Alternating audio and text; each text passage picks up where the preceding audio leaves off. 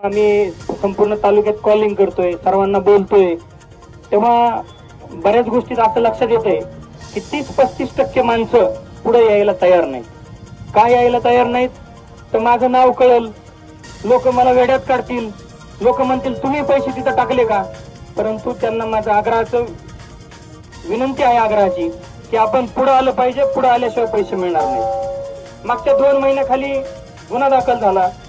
गुन्हा दाखल झाल्याच्या नंतर गुन्हा जामखेड पोलीस स्टेशनला 2-3 महिने पडून होता. इथं तो पाटील साहेबांना विचारलं, पाटील साहेब म्हणले इथंच आहे, वरती अधिकारी कदाचित नाही आहेत असं उत्तर आलं.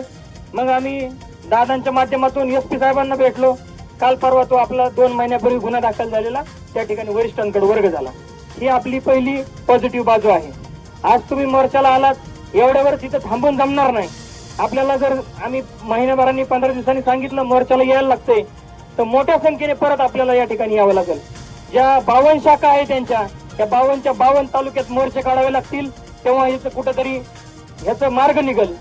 असंच मागच्या 6-8 महिन्यापूर्वी 10 महिन्यापूर्वी नगर अर्बन बँकेची परिस्थिती चालती. त्यांचा सुद्धा चेअरमन आता सध्या आत आहे. या राज्य सरकारने त्याच्यावर प्रशासक नेमलेला आहे. प्रशासक नेमल्यानंतर प्रशासक येणं किती, जाणं किती आणि बँकेची ठेव किती याचा अभ्यास करून त्या ठिकाणी ब्रांच चालू केल्यात. ज्याचे 10 लाख गुंतलेत, लाखाच्या टप्प्याने त्या ठिकाणी पैसे येऊ राहिलेत. ह्या मोर्चाच्या माध्यमातून आपली मागणीच ही आहे की तात्काळ ज्ञानराजा मल्टीस्टेट बीड यावर राज्य सरकारने तात्काळ प्रशासक नेमावा व या सर्व ठेवीदारांना त्या ठिकाणी दिलासा द्यावा. यामध्ये शेतकऱ्यांचे पैसे, नोकरदारांनी आपल्या आयुष्याची पुंजी त्या ठिकाणी दुसऱ्या बँकेत ठेवलेली होती.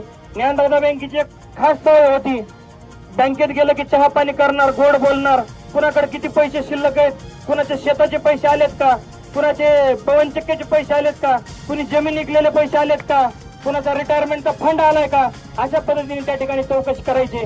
आणि नोकरदार लोकांनी लवकर पैसे टाकण्याचा प्रयत्न केला नाही, परंतु घरी जाऊन तुमचे 40 लाख आलेत, एसबीआय मध्ये तुम्हाला कदाचित 27-28 हजारच व्याज मिळतंय, आम्ही ते डबल देऊ, त्या ठिकाणी त्यांनी ते पैसे वर्ग केले म्हणजे चूक झाली का?